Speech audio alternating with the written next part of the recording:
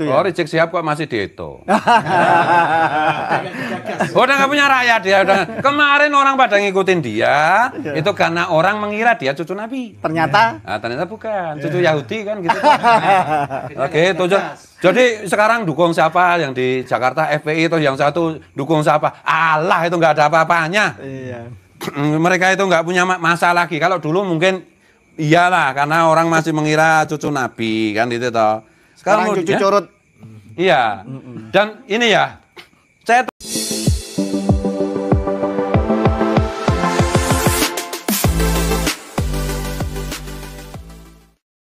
Assalamualaikum warahmatullahi ta'ala wabarakatuh. Dalam suatu kesempatan, Gus Fuad Pleret dan Gus Fakih berkumpul bersama juga kelompok pembatal nasab lainnya, membahas masa depan eksistensi Habaib Ba'alawi di Indonesia yang per hari ini pun penggemar mereka semakin berkurang.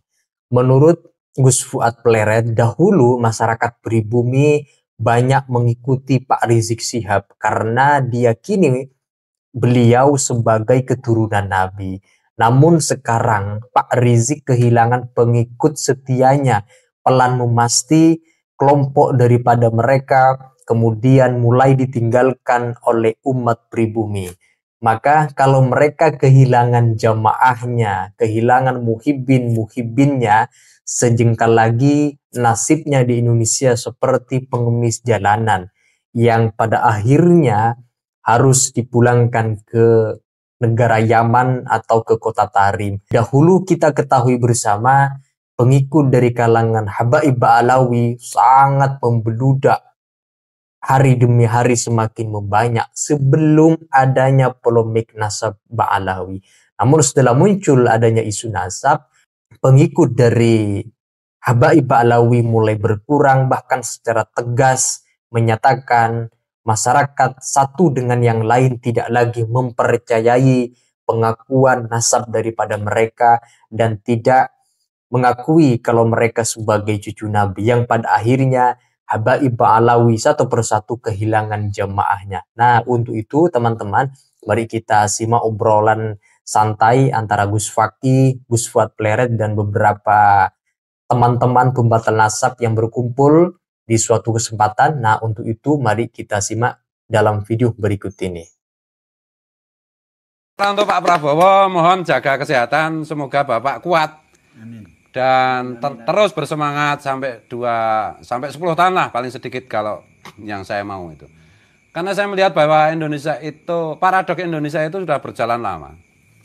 Ya, tanpa mengurangi rasa hormat saya kepada semua pemimpin bangsa yang sudah berprestasi, mulai dari Pak Habibie, Gus Dur, kemudian Pak Bu Megawati, Pak SBY, Pak Jokowi. Tetapi ada satu hal yang terus-menerus menggelisahkan saya sebagai anak bangsa gitu, yang tidak pernah minta uang sebagai agamawan kan gitu.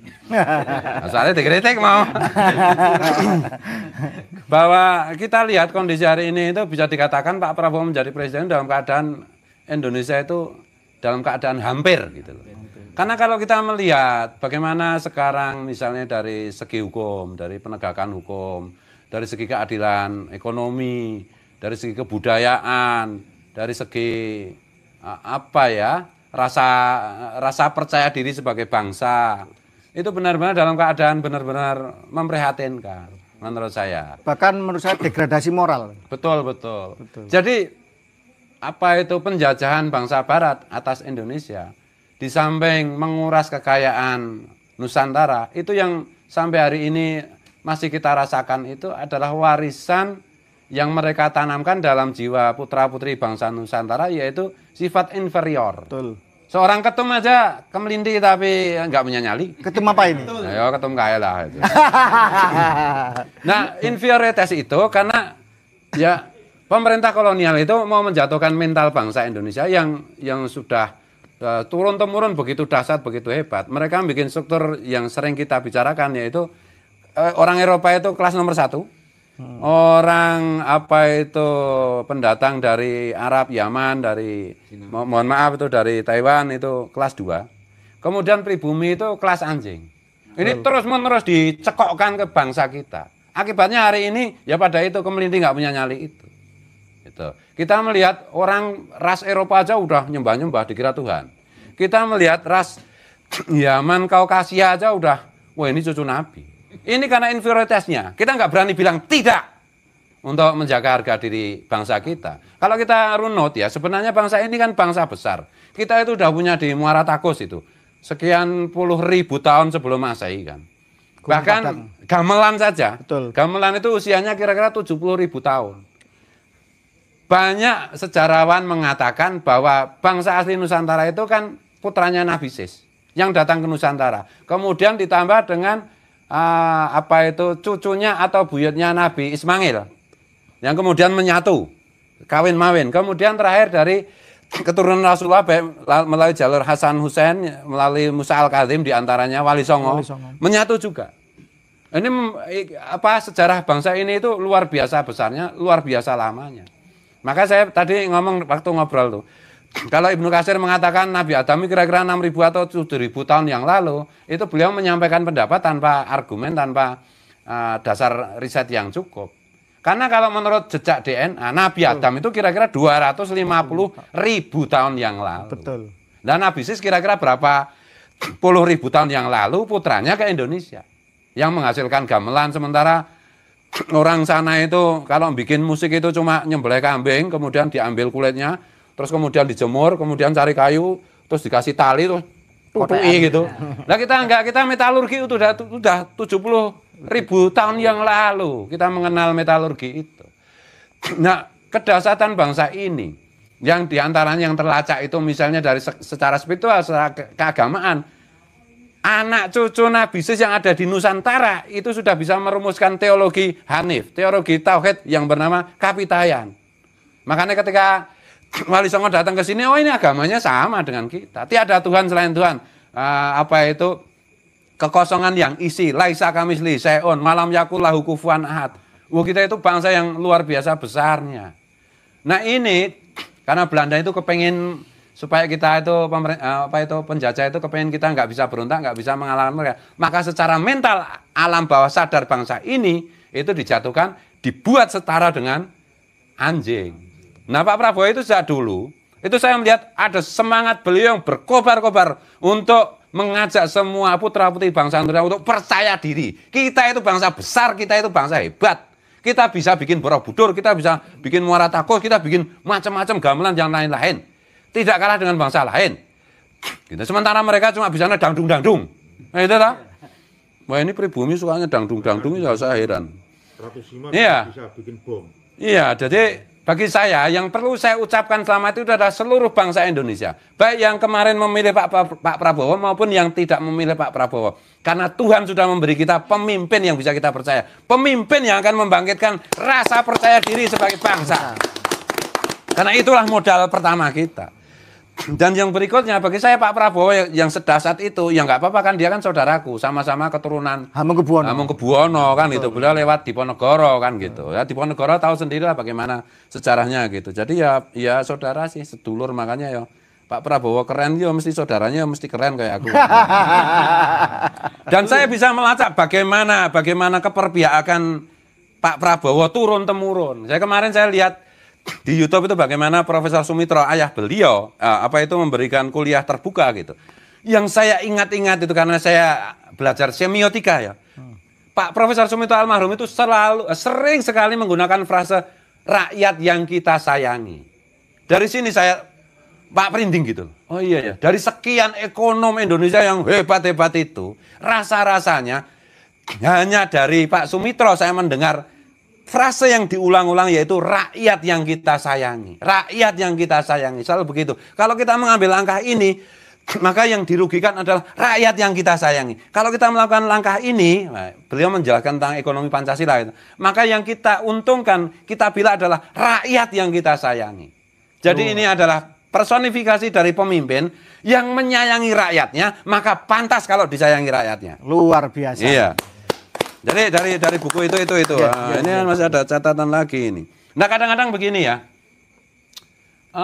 kelas menengah ke atas, para pengamat politik itu egois. Mereka itu kayak seperti kritiknya Mas Willy itu. Mereka ada di Menara Gading yang tidak tersambung dengan tidak merasakan denyut rakyat. Rakyat itu kan maunya makmur. Titik. Sementara para pengamat politik itu, waduh kalau udah demokrasi kita ngomong tentang kembali ke undang-undang dasar aja udah, itu anti demokrasi, itu, dan seterusnya gitu. Mereka itu orang-orang yang tidak bertanggung jawab. Setan-setan yang menjadi boneka-boneka negara lain. Kalau saya begitu. Betul. Kita harus menentukan jalan kita sendiri sebagai bangsa dan sebagai negara. Sebagaimana dirumuskan oleh founding fathers kita. Dan rasa-rasanya kalau Bu Megawati itu adalah putra biologis Bung Karno, maka menurut saya Pak Prabowo ini adalah putra ideologis Bung Karno yang terbaik. Allah benar. Allah Akbar. Allah Akbar. Merdeka. Merdeka. Makanya saya nyindir Bu Mega itu gini loh. Tolong orang-orangnya Bu Mega. Udahlah gimmick-gimmick politik itu nggak penting. Pak Prabowo itu mengajak kita bersatu. Udah bersatu aja lah pilkada, mau yang jadi gubernur siapa itu bagi Pak Prabowo itu sama aja. Gitu loh, sama aja. Makanya kemarin waktu kampanye Pak Prabowo itu saya curiga jangan-jangan beliau pergi ke kunjungan ke luar negeri itu supaya nggak usah ikut kampanye, kan itu. Karena bagi Pak Prabowo itu Jakarta mau dipimpin siapapun sama aja. Kalau nggak nurut Pak Prabowo sikat. Betul. Kan itu. Betul, iya, betul. Iya, kalau merugikan rakyat sikat. Tentu saja melalui mekanisme hukum yang berlaku, kan gitu. Kemudian sebentar. Oh, ya. Ada kata-kata sikat ini ada hubungannya tidak? Ini kan Imam Unyil si Rizik Syihab kan kabur ini, tidak pulang-pulang ini. Ya, dan seluruh postingannya yang dulu menghina Pak Prabowo, menghina pemerintahan, menghina negara, Pancasila dan lain-lain dihapus katanya. Lah yang salah sampean. Oh gitu ya. Oh Rizik Syihab kok masih dihitung. Udah nggak punya rakyat dia. Kemarin orang pada ngikutin dia, itu karena orang mengira dia cucu Nabi. Ternyata? Nah, ternyata bukan, cucu Yahudi kan gitu. Oke, jadi sekarang dukung siapa yang di Jakarta FPI itu yang satu dukung siapa? Allah itu nggak ada apa-apanya. Iya. Mereka itu nggak punya masa lagi. Kalau dulu mungkin iyalah, karena orang masih mengira cucu Nabi kan itu toh. Sekarang cucu curut. Iya. Dan ini ya, saya terinspirasi bagaimana Pak Prabowo kira-kira akan membawa kita ke depan gitu. Bagi saya yang menarik itu di antara ini Pak Prabowo baru ngasih lihat beberapa beberapa anak ideologis beliau gitu, didikan beliau. Salah satu yang mengesankan saya itu adalah Menlu kita, Pak Sugiono. Luar biasa. Bagaimana dengan Xi Jinping? Beliau salaman sedikit pun tidak menunduk, tidak gini salaman. Nah gitu loh. Ini bangsa yang besar. Gitu. Kemudian Mayor Teddy bagaimana pembawaannya? Saya itu merasa bangga, inilah orang Indonesia itu kayak gini. Betul. Gitu loh.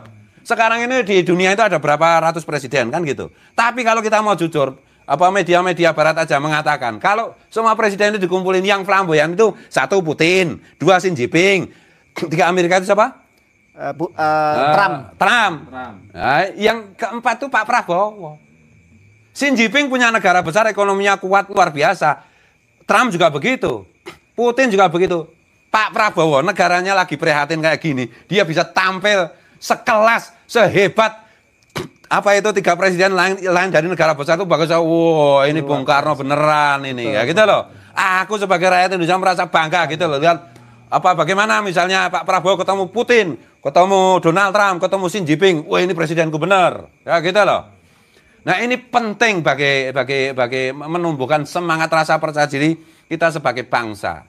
Jadi kenapa Indonesia banyak masalah? Ya karena pada mengkhianati Pancasila.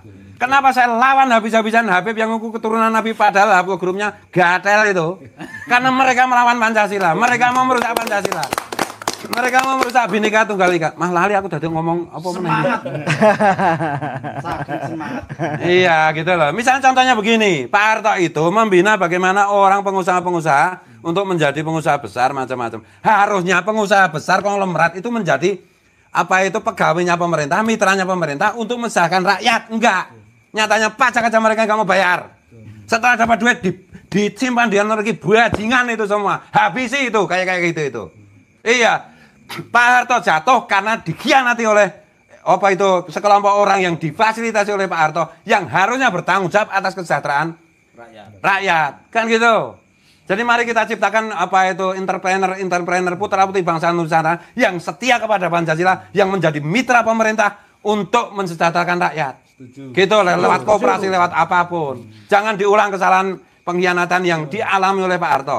Saya bukan gimana ya, Pak Harto itu bagaimanapun juga salah satu presiden terbesar kita. Gitu loh, setelah Bung Karno. Ya kan itu. Bahwa beliau ada salah, ada dosa, dosa saya lebih banyak dari Pak Harto masalahnya kan gitu.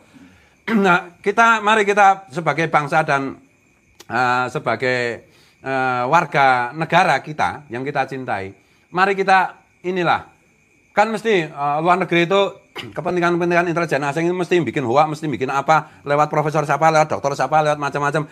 Pada intinya itu mereka ingin rakyat Indonesia tidak mendukung apa jenenge Pak Prabowo. Pak Prabowo itu hebat, dasar istiqomah, paling ikhlas kata Gus Dur untuk bangsa ini. Tapi beliau tidak akan berhasil kecuali kita kompak satu komando mendukung apa yang beliau putuskan. Setuju. Jadi boleh kritik, boleh oposisi, tapi diindoktrinasi mengenai Pancasila dengan pendekatan militer, bukan militerisme, bukan. Jadi contohnya begini. Mahasiswa, kalau mau lulus kan harus KKN, 6 bulan misalnya. Yang 1 bulan dididik oleh Kodam, dididik oleh Kodim, kerjasama dengan Menteri Pendidikan, kerjasama dengan BPIP, meretreat tentang Pancasila, mengenai bangsa ini adalah bangsamu, harus kau bela, kau jangan jadi pengkhianat, kau jangan jadi agen asing atau agen siapapun. Kalau nggak dibegitukan, lu terlalu banyak sekarang itu, agen-agen asing itu beredar di Indonesia, merekrut orang-orang kita. Mahasiswa harus dikasih pendidikan Pancasila. BPIP kan masih bingung, mau gimana? Bagaimanapun juga penataran Pancasila yang dilakukan Pak Harto itu sudah bagus, sudah luar biasa. Dalam konteks kekinian, yang menurut saya harus itu. Ya diajari baris berbaris, diajari hormat bendera dan seterusnya itu. Hanya dengan itu dan setelah itu nanti dikasih hadiah, dikasih piagam. Dan yang tidak mahasiswa, yang seusia mahasiswa, kasih juga pendidikan itu, kebangsaan itu, pendidikan Pancasila, Bhinneka Tunggal Ika, pembelaan terhadap bangsa dan negara 1 bulan, mereka kasih sertifikat juga. Mereka adalah agen negara Kesatuan Republik Indonesia, agen Pancasila, agen Bhinneka Tunggal Ika, agen Undang-Undang Dasar 45. Berikan mereka penghargaan itu. Gitu. Kalau negara mungkin memberi kasih gaji supaya mereka itu tidak terprovokasi menjadi paramiliter yang nggak karu-karuan ini, yang Penjelasan dari Gus Fuad Pleret yang barusan kita simak, beliau lebih banyak menjelaskan bagaimana peran daripada Pak Prabowo Subianto yang punya jiwa nasionalisme, punya jiwa patriotisme yang sangat tinggi dan mencintai rakyatnya sepenuh hati. Dan beliau di awal bilang berharap 10 tahun dapat menjadi presiden, terpilih lagi nanti pada periode berikutnya Bapak Prabowo ini, karena meskipun beliau bukan anak biologis daripada Bung Karno, tetapi beliau sebagai anak ideologisnya yang punya semangat, jiwa, keberanian yang luar biasa. Tetapi yang menarik seperti di awal juga saya bilang, bahwa Habib Rizik itu dulunya banyak penggemarnya, tetapi pelan memasti per hari ini pengikut dan jamaahnya ini tidak lagi kelihatan. Satu persatu mulai terjadi degradasi, kemunduran, satu persatu jamaahnya mulai menghilang, memudar, dan pada akhirnya kehilangan jamaah di Indonesia kalangan Habaib Alawi. Saya rasa itu teman-teman, silakan kalau kalian ingin menyampaikan pendapat terkait dengan video obrolan antara Gus Fuad Pleret dan Gus Fakih beserta para pembatal nasab lainnya, silakan tulis pendapat-pendapat kalian di dalam komentar sana. Sekian dari saya. Wassalamualaikum warahmatullahi wabarakatuh.